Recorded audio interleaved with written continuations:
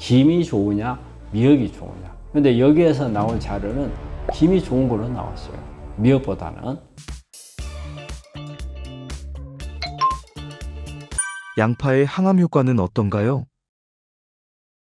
우리 암 환자들이 양파는 상당히 항암 음식으로 알려져 있는 거죠. 그리고 많은 여기에 대한 상식도 많을 거라고 봐요. 이 양파 속에 가장 대표적으로 들어있는 게 케르세친이죠. 케르세친은 사실 제가 상당히 환자한테 권하는 그 성분이에요. 케르세친은 제가 이제 제일 주목적인 케르세친은요, 신생혈관 억제하는 힘이 있어요. 암이 크려면 혈관이 없으면 크지 못해요. 그러니까 혈관이 있어야 영양 공급이 되잖아요. 이걸 잘라버리는 거죠. 그런 효과가 있기 때문에 케르세친이 중요해요. 그리고 이제 폴리페놀이 많이 들어있고, 그 다음에 양파도 마찬가지로 십자가과 식물이기 때문에 황이 많이 들었어요. 우리가 양파 보면 톡 쏘잖아요. 그게 황이거든요. 유황이죠.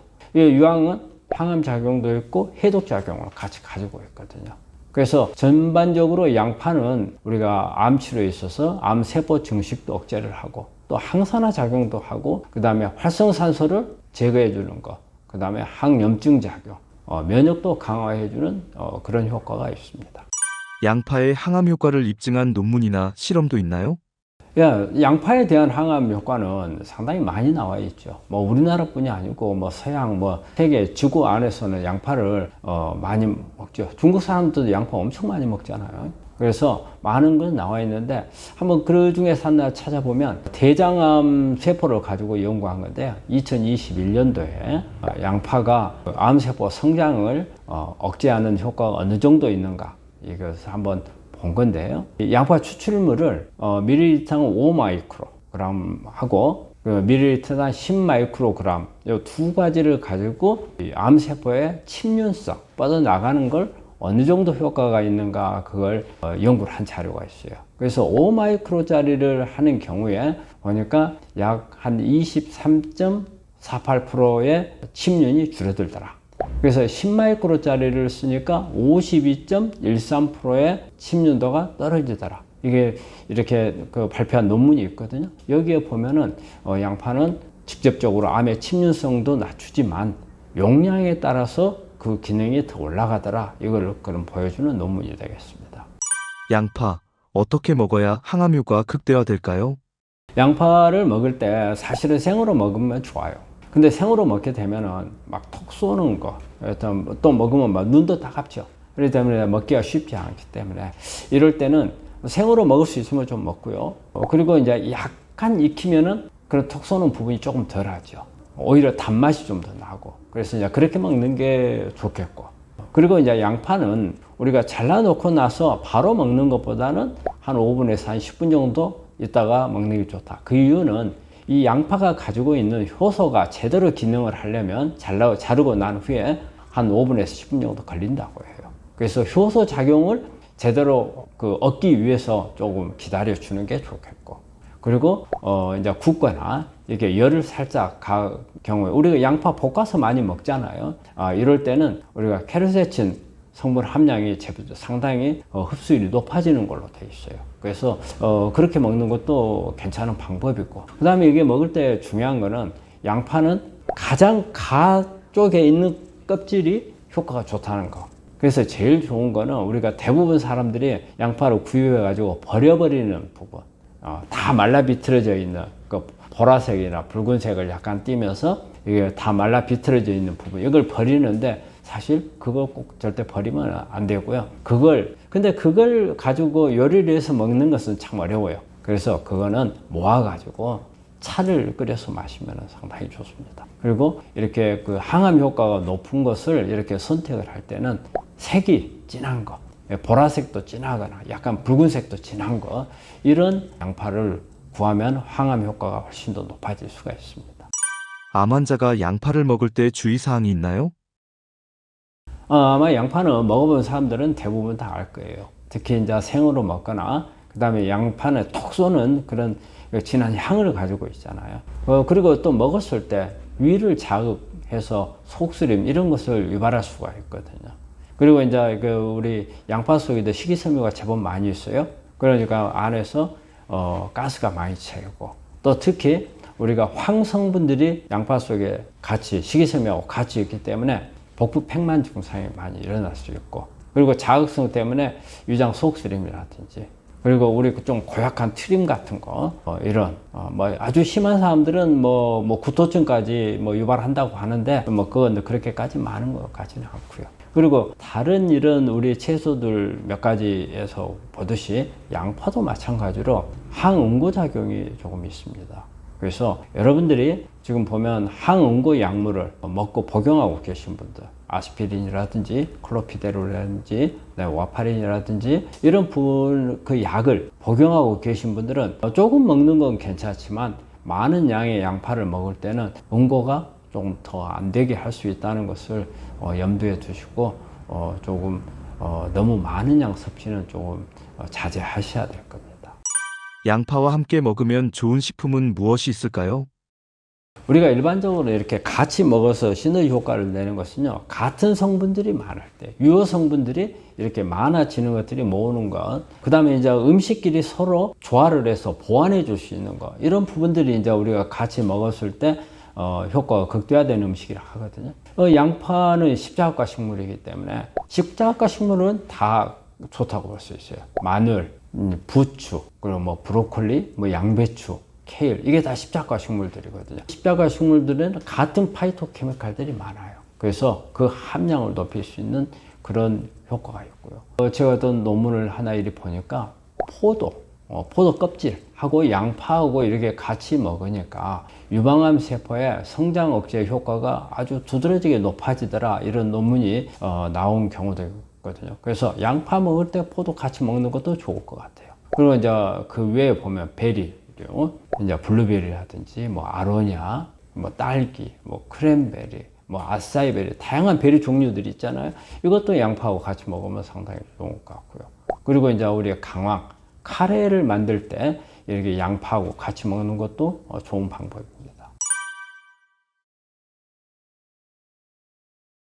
다음 질문입니다. 우리 허림님께서 보내주신 건데요. 알벤다졸은 어떤가요? 달아서 29일 먹었어요. 우리가 이 알벤다졸은 구충제죠. 구충제인데 알벤다졸이라든지 이런 구충제가 옛날에 처음 개발할 때는 혹시 항암 작용이 있는가? 이런 부분들을 검토를 해서 개발한 적이 있어요. 근데 이제 문제는 뭐냐면 흡수율이 떨어지고, 몸 안에 들어가는 흡수율이 떨어지고요.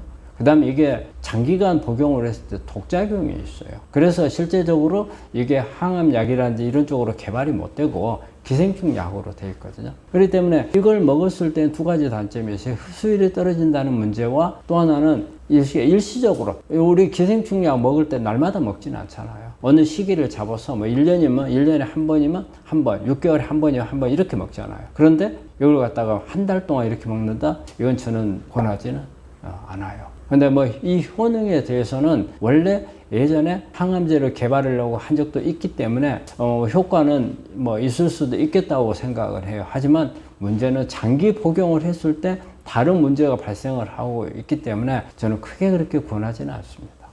김, 미역, 다시마 해조류의 항암 효과는 어떤가요? 우리 김, 미역, 다시마 이런 해조류들에는 되게 가장 많은 게 다당류가 많아요. 그래서 이제 그 중에서 보면 알긴산이나 후코이단이 가장 많은 걸로 되어 있죠. 그리고 우리 해조류 속에는 그 미네랄로 중요한 요오드가 있잖아요. 요오드는 이제 갑상선 기능을 관여하잖아요. 그래서 요오드 같은 경우는 사실은 많아도 문제가 되고 너무 없어도 문제예요. 그래서 이제 내륙에만 있는 나라에서는 요오드가 부족해가지고 갑상선 암이 잘 오고 갑상선 기능 저하가 오잖아요. 그래서 요오드를 얻을 수 있는 가장 좋은 게 이제 이런 해조류, 김이나 미역, 다시마가 되겠고, 또 여기에는 보면 뭐 비타민이라든지 식이섬유, 그리고 폴리페놀, 그 다음에 비타민 A 계통인 카로티노이드, 이런 부분들이 다양한 성분들이 있어요. 그럼 이제 암하고 관련돼서 이제 어떤 이제 이런 해조류가 효과가 있느냐 보면 이제 면역세포 기능 강화가 저는 가장 제 1번이라고 생각을 해요. 면역 기능을 특히 우리가 이제 NK 세포 쪽에 저는 이제 포커스를 맞춰서 그 해조류로 개발한 제품들을 쓰고 있거든요. 직접적인 항암 작용으로는 암세포 성장 억제하는 힘도 있고 세포를 자살시키는 그런 효과도 있어요. 그리고 항염증 작용이 있고, 또 하나 우리가 해조류에서 생각할 수 있는 부분은 항암제를 투여하거나 네, 방사선 치료할 때 부작용을 줄이시는 효과가 있어요. 그래서 항암할 때나 방사선 할 때 이런 해조류를 좀 익혀서 먹으면 조금 더 도움이 될 수가 있습니다. 해조류의 항암 효과를 입증하는 논문이나 동물 실험도 있나요? 여기 해조류도 많은 논문들이 나와 있죠. 근데 마침 우리 국내 논문이 하나 나온 게 있더라고요. 보니까 그 브리티시 저널 오브 뉴트리션 해가지고 이건 영국 잡지에 실린 건데 2009년 12월 달에 나온 거더라고요, 이게. 그래서 이제 이런 그 해조류를 가지고 유방암 위험도를 체크를 한 게 있어요. 근데 이때 나온 게 보니까 김하고 미역하고 비교 데이터가 나왔어요. 비교. 김이 좋으냐, 미역이 좋으냐. 근데 여기에서 나온 자료는 김이 좋은 걸로 나왔어요. 미역보다는. 그리고 먹는 양에 따라서 많이 먹을수록 항암 효과가 좋더라. 그리고 이제 어떤 발생 위험도도 낮추더라. 이런 논문이 나와 있는 게 있습니다. 해조류, 어떻게 먹어야 항암 효과가 커질까요? 김이나 미역, 다시마 먹는 것은 우리가 일상생활에서 먹는 방법이 좋은 방법이었던 것 같아요. 우리 김 같은 것은 많이 구워서 먹잖아요. 구워서 먹는 건 좋고요. 그리고 우리 미역국, 그 다음에 우리 다시마는 뭐 다양하니 맛을 내는데 많이 쓰잖아요. 우리 뭐 오뎅집에 가도 다시다 국물 나오고, 다시다는 아마 집에서도 맛 내는데 우리 MSG 대신에 많이 쓰잖아요. 근데 사실 다시마 속에 천연 MSG가 있는 거죠. 그래서 우리가 인공 MSG가 아닌 천연 MSG가 다시마 속에 많이 있기 때문에 다시마 국물 내서 하는 이 방식이 어떻게 보면 가장 좋은 방식이 되겠고. 근데 여기서 좀 잘 생각해야 되는 게 너무 오랫동안 열을 가하게 되면은 안에 있는 성분들이 이렇게 변형이 될 수가 있으니까 그건 좀 조심하셔야 되고. 그리고 이제 이걸 먹을 때 다른 음식들하고 같이 먹으면 좋은 게 뭐 양파라든지 마늘, 그다음에 브로콜리, 케일 이런 부분들을 같이 먹으면 좋겠고. 근데 이 해조를 먹을 때 하나 또 생각해야 될 부분은요, 내가 맛있고 좋다 해가지고 너무 과량 먹는 것은 좋은 게 아닙니다. 오히려 요도 같은 게 너무 많아질 수도 있고, 또 식이섬유 문제 때문에 어떤 장에 가스가 채우고 속이 더불어가고 안 좋을 수 있으니까 소량씩 자주 먹는 게 좋을 것 같고요. 보통 한 일주일에 한 두세 번 정도 먹는 게 아마 좋을 겁니다. 해조류 섭취할 때 주의사항이 있을까요? 우리가 이제 이런 해조류를 먹을 때 우리가 아무 생각 없이 먹는 경우가 많잖아요. 그리고 우리 한국 사람들하고는 친밀한 음식이 되는데 이제 좀 생각해야 될 부분이 너무 많이 먹었을 때는 요도가 너무 많다는 거예요. 요도가 많이 들어오게 되면 오히려 갑상선 기능 항진이라든지 이런 부분들도 올 수도 있고, 그래서 적정량이 들어와야 되기 때문에 요도 과잉에 대해서 한번 좀 생각해 봐야 되겠고, 그리고 이게 해조류이기 때문에 나트륨, 소금이 많을 수가 있거든요.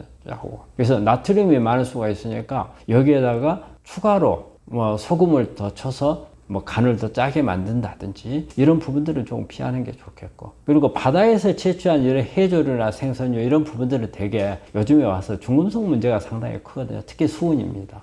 그래서 너무 많이 먹었을 때는 이런 중금속이 내 몸에 들어올 수도 있다. 이 부분을 좀 생각을 하셔야 될 것 같아요.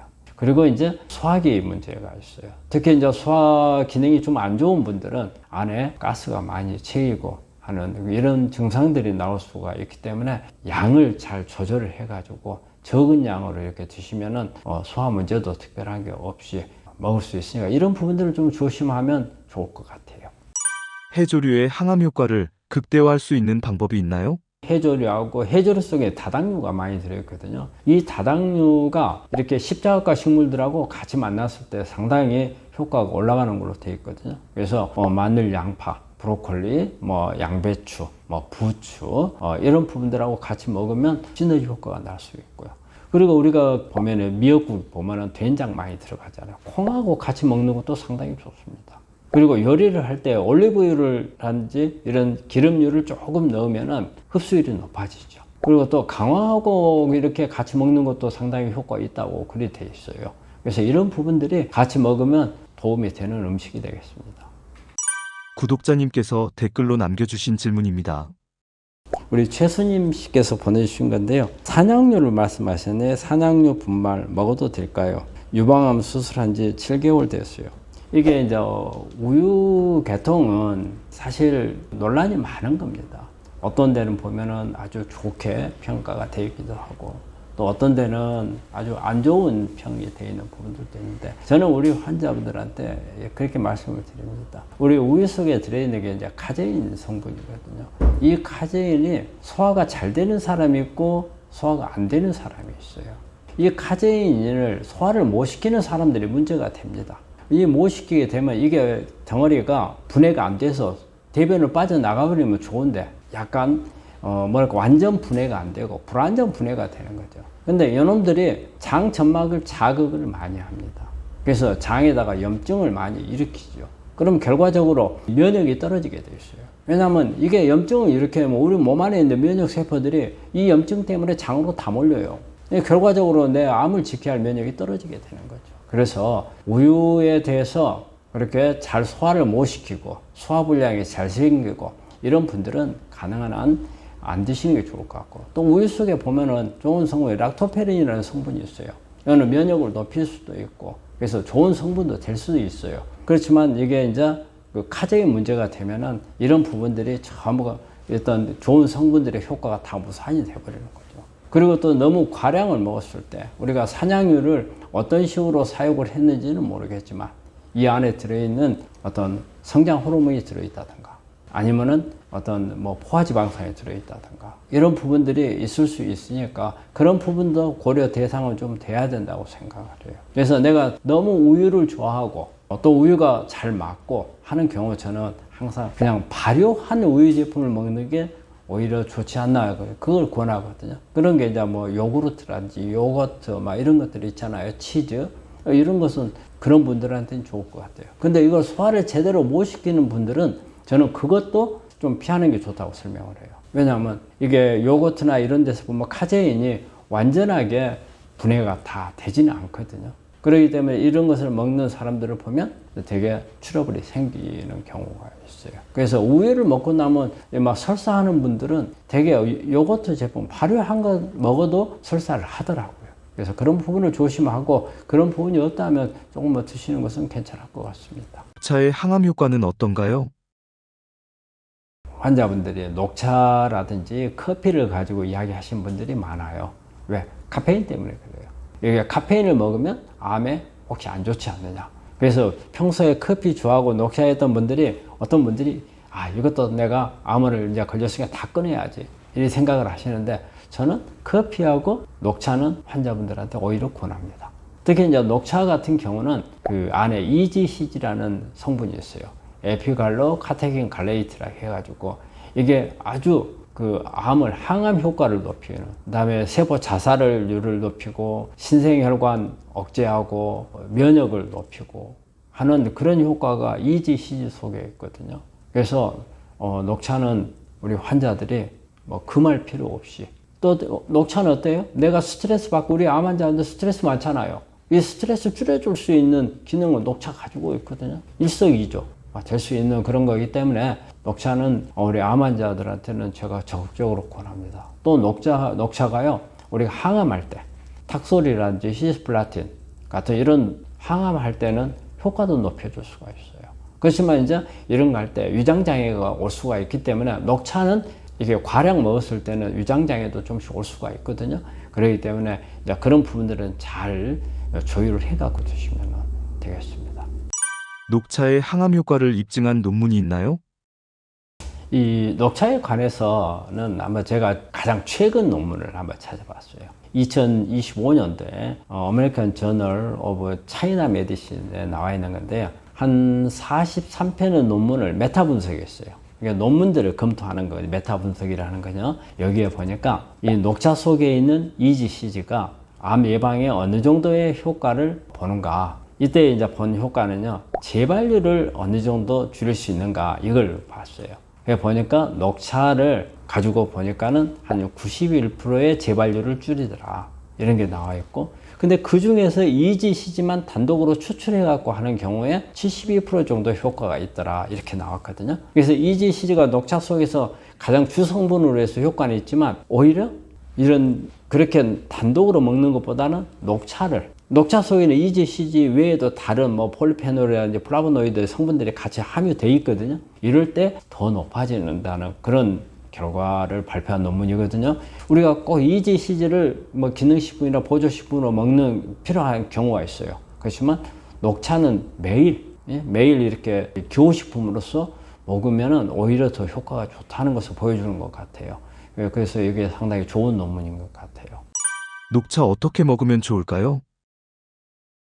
우리가 일반적으로 녹차를 먹는 거는 끓여서 먹잖아요. 근데 이것도 녹차도 커피하고 좀 비슷해요. 우리가 커피가 완전히 끓는 물로 했을 때는 풍미가 좀 덜한 걸로 돼 있어요. 녹차도 마찬가지로 100도씨로 이렇게 완전히 끓여갖고 하는 것보다는 한 80도에서 85도씨에서 한 2, 3분 정도 우려내는 이 방식이 좋겠고, 근데 이게 오히려 100도씨로 해서 한 5분 이상 이렇게 끓이게 되면 오히려 쓴맛이 더 많아진다고 그래요. 그래서 이 온도를 좀 맞추고 그 다음에 시간을 맞추는 게 좋겠고, 그 다음에 언제 먹는 게 좋은가, 이 부분은 이제 식사를 하고 나서 식사하고 간격을 1시간 내지 2시간 정도 띄우고 하는 게 좋을 것 같다는 거고, 이럴 때가 가장 효과가 좋은 걸로 되어 있고요. 그리고 하루에 먹는 양은 하루에 한 2잔에서 한 3잔 정도가 좋은 것 같고, 우리가 일반적으로 가장 좋은 방법은 우리가 아침, 저녁보다는 저녁에는 잠을 못 잘 수가 있어요. 그렇기 때문에 아침에 식사하고 나서 한 1시간 정도 있다가 이렇게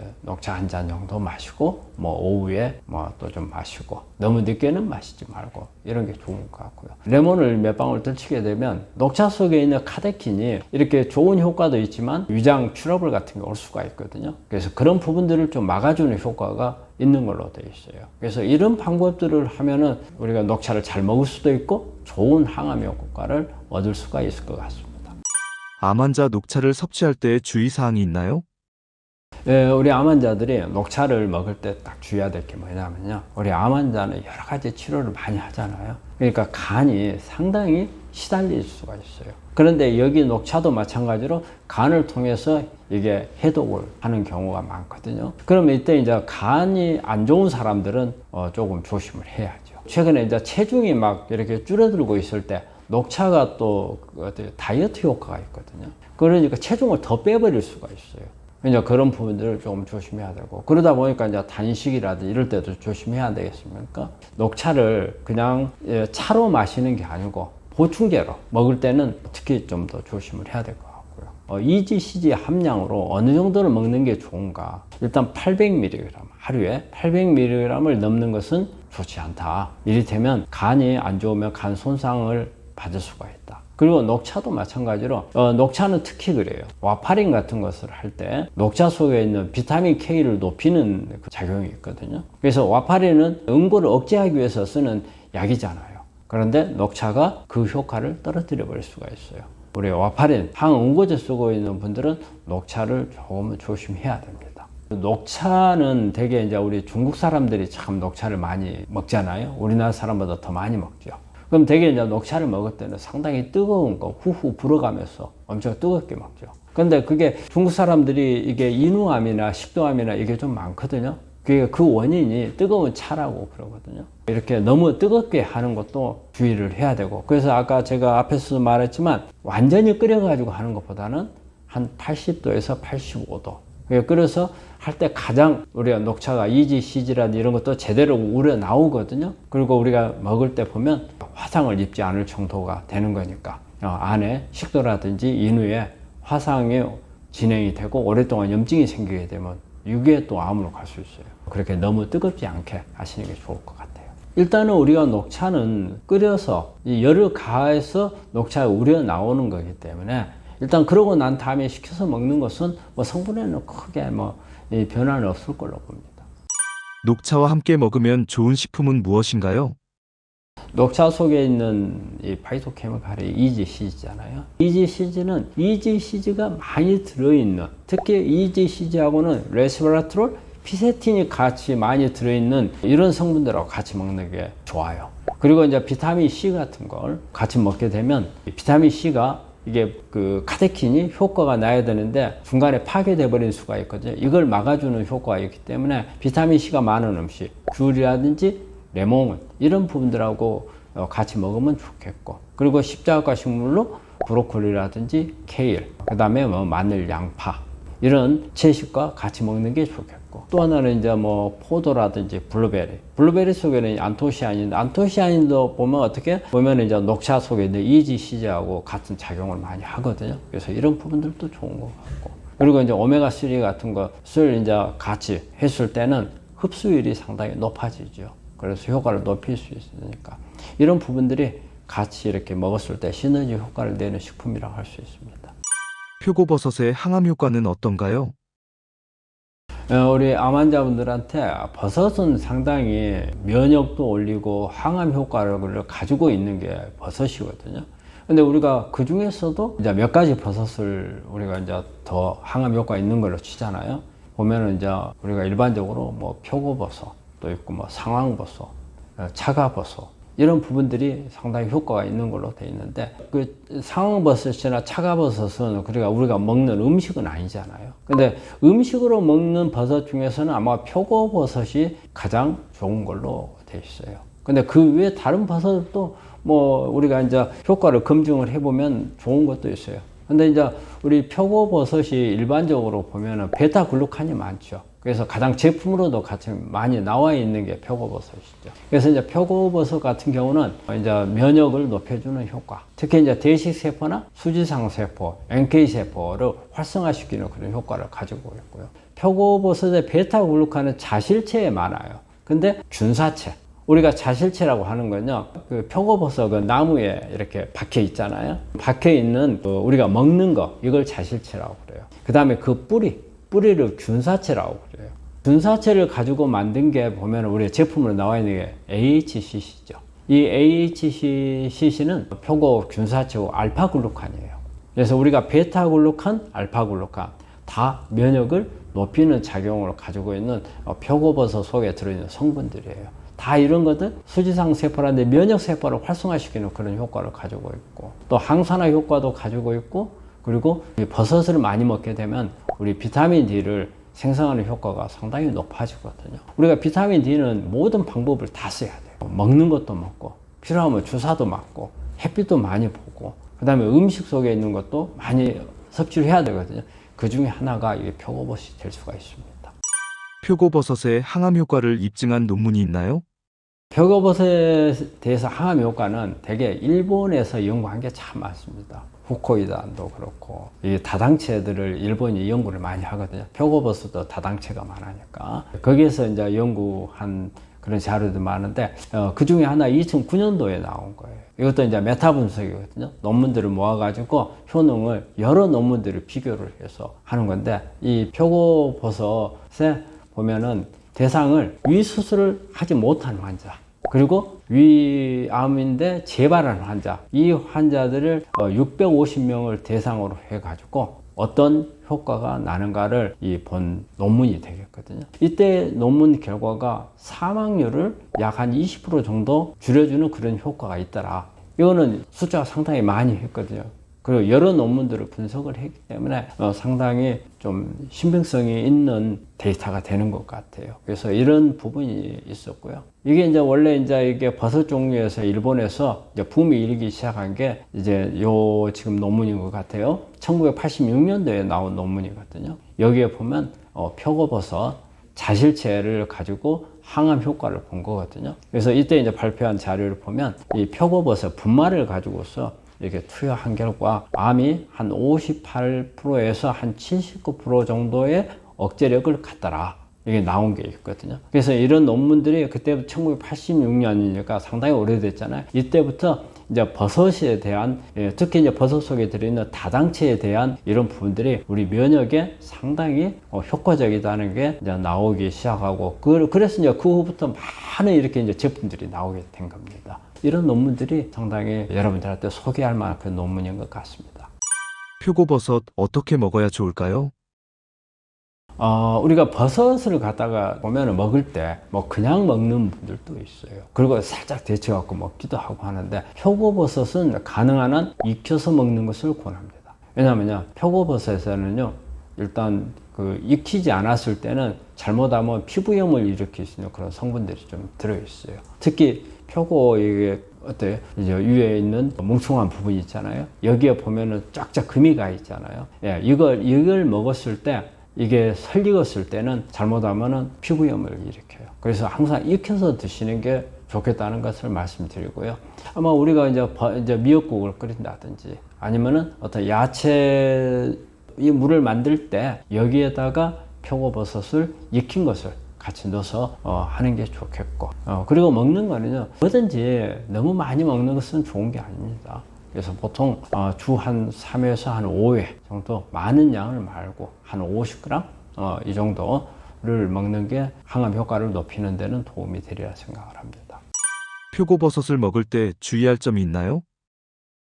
일단 제가 방금 이야기했듯이 주의할 것은 먼저 무조건 익혀서 먹어야 된다는 거예요. 근데 버섯을 그냥 우리가 산에서 채취하면서도 먹는 분들이 있어요. 이제 그렇게 먹어도 되는 버섯이 있고 이렇게 익혀 먹어야 되는 건데, 우리가 표고버섯 같은 경우는 익혀서 먹어야 된다는 걸 말씀을 드리고요. 그리고 표고버섯 속에도 여러 개 식이섬유들이 많아요. 그래서 위장관 이런 부작용들이 있기 때문에 장출업을 같은 게 먹고 나서 속이 더부러 가거나, 또 만약에 어떤 내가 설사 같은 것을 하는 이런 경우가 있다, 이럴 때는 장출업을 더 심해질 수 있으니까 좀 줄이는 게 맞는 것 같고요. 그리고 일단 피부염을 일으키는 것도 있겠지만 알레르기라든지 심하면 아나필락시스, 쇼크도 일으킬 수 있다고 그래요. 이런 부분들도 좀 염두에 두시고, 내가 평소 때 알레르기 반응이 잘 일어나신 분들은 좀 그 점도 참고로 하시는 게 좋겠고, 우리가 표고버섯은 이제 여러 나라에서 많이 재배를 하잖아요. 그렇기 때문에 우리 원산지도 좀 잘 보고, 혹시 중금속이라든지 어떤 다른 오염이 있을 수가 있기 때문에 원산지를 꼭 잘 좀 확인하셨으면 합니다. 표고버섯과 같이 먹으면 좋은 음식은 무엇인가요? 우리가 그 해조류에서도 보면은 다당체가 많듯이 표고버섯도 다당체가 많은 거거든요. 그럼 다당체가 같이 시너지 효과를 낼 수 있는 거. 그래서 되게 이제 비타민 C가 많은 음식이죠. 보면은 레몬이라든지 귤, 파프리카, 키위 이런 부분들을 같이 먹으면 면역을 더 촉진시켜 줄 수가 있고요. 그리고 포도 껍질, 블루베리라든지 땅콩, 이 속에 들어있는 레스베라트로를 같이 먹었을 때 또 효과가 올라가고요. 또 우리 다른 것도 다당체도 마찬가지지만 십자가과 식물들하고는 되게 보면 궁합이 잘 맞는 것 같아요. 모든 음식들이. 그래서 브로콜리, 케일, 양배추 이런 부분들을 같이 먹으면 해독 효과가 상당히 높아지는 걸로 되어 있고요. 그리고 이제 올리브유 같은 것은 흡수율을 높여주는 그 부분이 있고요. 특히 비타민 D를 높이고자 하는 목적으로 할 때는 올리브유나 견과류를 좀 같이 곁들여 가지고 먹으면은 비타민 D를 훨씬 더 높일 수 있다고 그래요. 그래서 비타민 D가 우리 암 환자분들 비타민 D가 되게 중요하잖아요. 비타민 D를 높여야 하잖아요. 그래서 저는 우리 환자들한테 비타민 D는 수단과 방법을 가리지 말고 높여라 이런 말을 하는데, 이때 표고버섯을 먹으면 효과를 높일 수가 있는데, 이때 올리브유 같은 걸 같이 곁들여서 하면 훨씬 더 비타민 D의 흡수를 높여줄 수가 있는 그런 장점이 있습니다. 구독자님께서 댓글로 남기신 질문입니다. 네, 다음 질문입니다. 최봉자 씨께서 보내주신 거네요. 선생님, 강의 잘 들었습니다. 저는 난소암인데요. 항암 치료 다 하고 약을 먹고 있는 중인데 손발이 너무 저리고 찌릿찌릿 하는 증상이 너무 심해요. 어떻게 해야 좋을지 알려주세요. 감사합니다. 이렇게 되어 있는데, 아마 난소암에 세포독성 항암제, 잼시다빈이나 시스플라틴, 어떤 약을 썼는지 모르겠지만, 이런 세포독성 항암제를 쓰게 되면 우리 말초신경 손상이 옵니다. 말초신경에 우리 이제 이렇게 생각하시면 돼요. 우리가 전선이 있잖아요. 전선에 보면 안에 구리선이 있고 바깥에 이게 비닐막이 쌓여 있어요. 그래서 이 비닐막이 전기가 새는 것을 막아주거든요. 우리 신경도 똑같이 생겼습니다. 가운데 신경이 있고 겉에 이 비닐막에 해당하는 신경 수초라는 게 있어요. 이게 딱 싸고 있어가지고 전기가 새지 않게끔 막아주거든요. 그런데 우리 신경도 이게 전기를 통하게 돼 있어요. 근데 우리 이런 항암제들이 이 신경 수초, 비닐막을 벗겨낸다고 생각해 보세요. 그러면 그 사이로 전기가 새죠. 그러니까 전기가 새니까 방전이 되는 거예요. 그래서 우리가 느낄 때 찌릿찌릿하게 느끼는 거예요. 그래서 항암이 좀 더 진행이 되고 심해지면 심해질수록 어때요? 그 정도가 심하죠. 처음에는 약간 저리저리 하는 증상 오다가 조금 있으면은 뭘 콕콕콕콕 쑤시는 것 같다가, 또 이제 더 지나면은 대바늘 같은 거 팍팍 찌르는 것 같은 그런 느낌이 들고, 그때는 정말 깜짝깜짝 놀라죠. 그리고 서서히 저 밑에서부터, 발바닥에서부터 여기 서서히 위로 올라와 가지고 발목까지 올라오다가 심해지면 거의 무릎 위까지 올라오는 경우도 있어요. 되게 무릎 위로 올라오는 경우는 별로 많지는 않아요. 그리고 이제 또 무릎, 원래 발에서 먼저 시작을 하고, 그 다음에는 이제 손도 오죠. 그래서 되게 이제 손목 있는 데까지 이렇게 올라오는 이런 거거든요. 그러면 이때 이 부분을 해결하려면은 방금 원인이 뭐였어요? 이 항암제가 가지고 있는 산화물들이 수초로 벗겨낸 겁니다. 그러면 산화물이에요. 우리가 항암제가 효과라는 것은 우리 몸 안에서 약이 어떤 효과를 내는 것보다는 우리 몸 안에 산화물을 만들어서 이 산화물이 항암 효과를 내는 거거든요. 그러니까 이 산화물들을 제거해야 되겠죠. 그러니까 항산화제를 쓰는 겁니다. 이걸 생각해 보세요. 먼저 벗겨지기 전에 벗겨지지 않게 하는 것과 벗겨지고 난 후에 이것을 다시 비닐막을 씌우는 것은 비닐막 씌우는 게 더 어렵죠.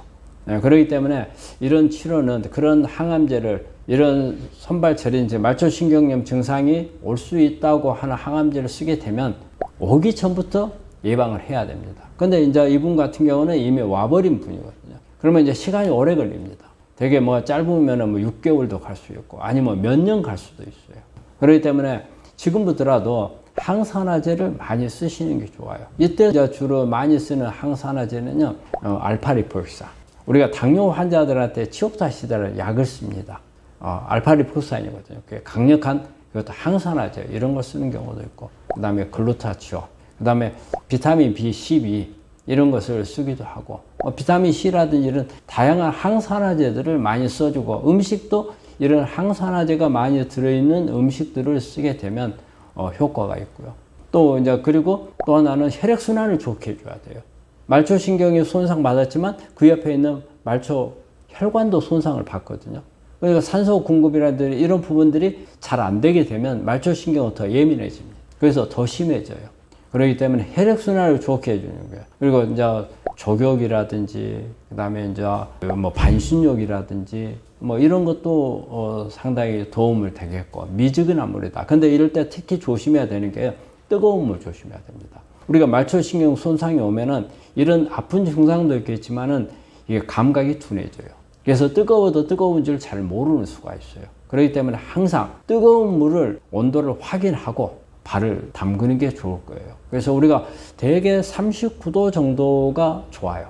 근데 우리가 이제 41도 정도까지는 잠깐은 괜찮을 거예요. 근데 우리가 목욕탕 가서 그걸 생각해 보면 돼요. 온탕이 있고 열탕이 있어요. 온탕이 되게 39도입니다. 그 다음에 열탕이 41도거든요. 여러분들 열탕에다 발 들이면은 뜨겁죠. 우리가 이 심한 사람들은요, 열탕 41도도 어떻게 보면 좀 뜨겁다고 생각할 수 있어요. 그래서 온탕 정도에, 그러니까 39도 정도면은 뭐 화상을 입는다든가 그런 일은 별로 없을 거거든요. 근데 이런데 발을 담그면 혈액순환이 잘 돼서 좀 치료하는데 도움이 될 수 있고요. 그리고 또 운동을 열심히 하세요. 운동을 하게 되면 혈액순환이 좋아집니다. 몸이 따뜻해져요.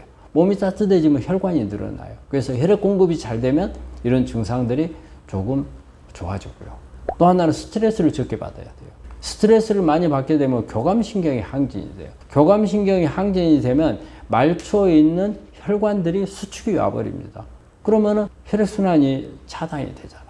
그렇기 때문에 더 심해질 수가 있거든요. 그래서 이런 부분들을 조심해서 관리를 하고, 또 하나는요, 상처가 나게 하면 안 됩니다. 상처가 났을 때 훨씬 상처가 더 잘 안 났고 말초신경염이 더 악화가 될 수 있습니다. 이런 부분들을 조심해서 관리를 하시면 어느 정도 시간이 지나고 하면은 좋아질 수 있습니다. 그런데 일단은 이분한테만 말한 게 아니고 이런 항암을 시작하는 분들은 항상 미리 이 부분에 대해서 예방을 하시는 게 좋습니다. 예방이 훨씬 효과가 좋습니다. 구독자님께서 댓글로 남겨주신 질문입니다.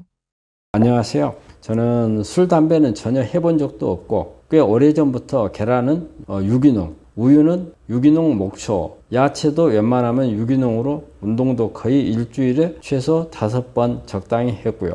그런데 췌장암 3기 진단을 작년에 받았어요. 직장 환경이 케미칼 때문에 항상 마스크를 써야 하는 상황이었고 진단받기 1년 정도 스트레스를 많이 받았는데 저는 그 이유가 아닐까 생각하고 또 운이 나빴다고 생각할 수밖에 없답니다. 고기도 별로 좋아하지 않고 탄산음료도 전혀 마시지 않았고요. 유유 이렇게 해놓으셨네요. 예, 우리 암에 걸리신 분들이 걸리고 나면 내가 도대체 왜 암에 걸렸을까? 생각해 본 분들이 많아요. 내가 잘못한 게 많다고 하는 분들이 오히려 관리는 더 잘합니다. 그런데 내가 관리를 잘했는데 걸렸다고 생각하는 분들이 되게 낙담을 더 많이 해요. 그리고 저한테 와가지고 이렇게 상담을 하시는 분들을 보면은 자기는 내가 암에 걸린 이유를 모르겠다는 거예요. 나는 진짜 야채밖에 안 먹었고, 운동 열심히 했고, 스트레스 안 받았고, 근데 왜 내가 암에 걸려야?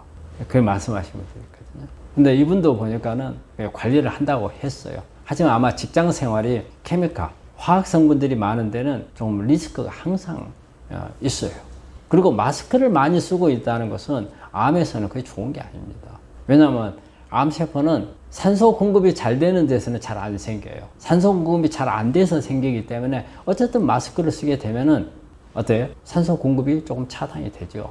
그래서 또 이분은 이제 스트레스를 1년 전에 스트레스를 받았다고 하는데 요 스트레스는 영향을 줬어요. 되게 이 스트레스가 암을 일으키는 건 아니에요. 하지만 눈에 보이지 않게 암이 성장해 왔는데 이런 암들은 크다가 없어져 버리는 경우도 많아요. 우리가 암이라는 게 1cm가 됐을 때 발견이 되거든요. 그러면 뭐 0.1cm, 그 다음에 5mm, 뭐 이런 암들도 어느 순간 내 건 면역이 높아지면은 없어져 버려요. 근데 실제적으로 이렇게 많은 이렇게 연구 자료들 보잖아요. 보면 이게 이제 암이 아닌 다른 원인으로 사망한 사람들을 부검을 해보면 이 안에 암이 있는 환자들이 상당히 많더라는 이런 자료들이 나오거든요. 그게 뭐냐면 우리가 암이라고 하는 것은 발견되어야 암이에요. 발견 안 되면 암이 아니에요. 단지 암 세포로 남아있는 거죠. 세포로. 그런데 이게 암으로 발전을 안 하고 없어져 버릴 수도 있는 그런 세포 덩어리가 스트레스를 받으면 면역이 떨어지니까 그때 커버려요. 그래서 우리가 일반적으로 우리 암 환자들이 이렇게 상담을 할 때 암 발견하기 6개월에서 18개월 사이에 어떤 스트레스가 있었는가를 우리가 체크를 하거든요. 그래서 이분 같은 경우는 1년 전에 스트레스가 있었다. 그 부분은 영향을 주었어요. 그 다음에 화학물질. 그 다음에 이분은 소화라든지 이런 걸 좋았다고 했거든요. 췌장암의 가장 많은 원인이 염증이에요. 그 다음에 이제 이분은 술이나 알코올도 안 했다고 했거든요. 그래서 되게 또 이제 알코올, 이 염증, 그러니까 소화장애죠. 이런 부분 때문에 오는데 이분은 조금 억울하다 생각을 하실 수 있는 부분이 이런 부분은 좀 억울하다고 생각할 수가 있어요. 결과적으로 암이라고 하는 거냐 원인을 정말 다 알기가 어렵습니다. 요분이 그럼 제가 한번 다른 부분을 한번 설명을 드려볼까요? 내 생활 습관. 우리가 노출된 것만 가지고 생각하지 마세요. 내 생활 습관이 우리가 불규칙한 생활이 안 좋다고 하잖아요. 그러면 예를 들어가지고 음식을 먹는데 아침은 걸러서 먹고 저녁 몽땅 먹었다든지 그런 생활을 하면은요 오히려 암이 성장할 수 있는 그런 부분들도 될 수가 있고요. 그리고 뭐 여행을 뭐 자주 한다든지 등산을 우리가 종주 등반 같은 거 이렇게 많이 하는 사람들 걸릴 가능성이 많아요. 운동도 너무 무리한 운동을 하는 분들은 걸릴 수도 있고요. 그 다음에 우리가 시차라든지 오랫동안 이렇게 떨어진 거 이런 부분이라든지요. 그리고 내 몸 안에 있는 환경, 특히 내 몸에 어떤 중금속이 있다든지 검사 안 해보면 모르잖아요. 이런 부분들, 그러니까 원인이 다양해요. 특히 우리 그 암 덩어리 안에서 암세포가 만들어졌어요. 근데 그 안에 있는 환경이 내 그 면역세포들이 공격할 만한 환경인가 아닌가 이런 부분들도 영향을 주어요. 그러니까 우리가 단순하게 생각하는 몇 가지만 가지고 내가 이랬는데 왜 암에 걸렸어? 그건 절대 아니에요. 하지만 이걸 찾아야 돼요. 억울하다고 생각하는 분들은 더 찾아야 돼요. 내가 지킬 건 다 지켰는데 그럼 도대체 뭐가 나한테 문제였는가? 그럼 검사를 해야죠. 다양한 검사를 해가지고 찾으면 나옵니다. 그리고 자기 생활도요. 음식부터 해가지고 쫙 한번 적어가지고 분석을 해보세요. 그럼 내가 뭘 잘못했는가 나옵니다. 본인은 깨닫지 못하지만 뭔가 잘못한 게 있으니까 결과물이 나왔잖아요. 암이라는 결과물이. 그러니까 억울하다고 생각만 하지 마시고 내가 뭘 잘못했는가. 그러면 거기서부터 다시 치료에 대해서 시작을 하는 겁니다. 이분도 억울함, 내가 단순하게 화학약품을 취급하는 곳 아니면은 스트레스 이것밖에 나한테 없는데 다른 게 걸릴 만한 게 없는데 이게 억울하게 생각할 부분은 아니고요. 원인이 있었던 겁니다. 그래서 이런 부분들은 이 방송을 듣고 계신 분들은 한번 암 환자시면 내가 왜 암에 왔겠는가를 한번 찾아보고요. 나름대로. 그걸 개선해야 되거든요. 그 다음에 검사를 받아보세요. 면역도 검사를 받아보시고 중금속도 있는가 없는가 한번 보시고 또 내 안에 이 암으로 인해서 여러 가지 진행에 대해서 간접적으로 데이터를 주는 그런 검사들이 있어요. 그런 것도 한 번씩 받아보시고 그러는 게 좋을 것 같고, 이분은 또 췌장암이 있어요. 췌장암 같은 경우는요, 조금 더 독특해요. 다른 암에 비해서. 그래서 관리도 조금 독특하게 해야 됩니다. 아까 제가 말씀드렸지만 염증이라든지 이런 부분에 영향을 많이 주기 때문에 유산균 같은 것을 많이 먹는다든지, 그리고 또 특히 췌장암은요, 암덩어리 안이 다른 암에 비해서 단단해요. 우리가 일반 암을 예를 들어 가지고 일반 암을 나무라고 생각한다면 췌장암은 쇠예요, 쇠. 그렇기 때문에 관리가 이 쇠를 뚫고 들어가서 공격하는 것은 나무를 뚫고 들어가서 공격하는 것보다 훨씬 더 어려워요. 순환암은 우리가 한 두부 정도 될까요? 훨씬 더 들어가기가 쉽겠죠. 그래서 이제 내가 이제 이렇게 단단함을 가지고 비교를 했지만 췌장암은 껍질이 두껍단 말을 종종 쓰거든요. 그래서 좀 더 적극적으로 검사 같은 것을 좀 받아보라고 말씀을 좀 드립니다. 구독자님께서 댓글로 남겨주신 질문입니다. 다음 질문입니다. 김형렬님께서 보내주신 거네요. 박사님, 누룽지탕은 어떤가요? 우리가 이제 환자분들, 저희도 이제 병원에서 누룽지를 줍니다. 누룽지를 주는데 우리가 주는 기준이 있어요. 아무나 주는 게 아닙니다. 식사를 하기 어려울 때 주는 겁니다. 우리가 일반인들이 내가 누룽지를 좋아한다고 해서 저희가 드리는 건 아니에요.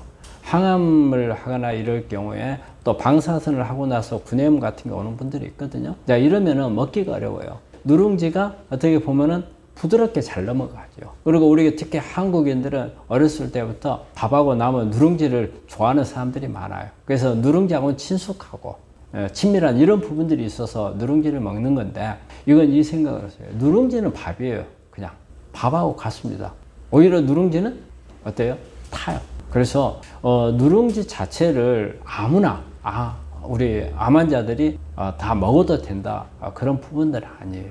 부드럽기 때문에 누룽지를 먹어서 도움이 되는 사람들, 어쩔 수 없으니까 먹는다, 이런 생각을 하셔야 되거든요. 누룽지는 우리가 쌀밥을 가지고 누룽지를 만드니까 이 누룽지하고 쌀밥하고 다른 게 아니에요. 같습니다. 그래서 너무 많이 먹으면 포도당이 많이 올라오고, 또 우리가 요즘에는 보면 백미 누룽지가 있고 현미 누룽지가 있어요.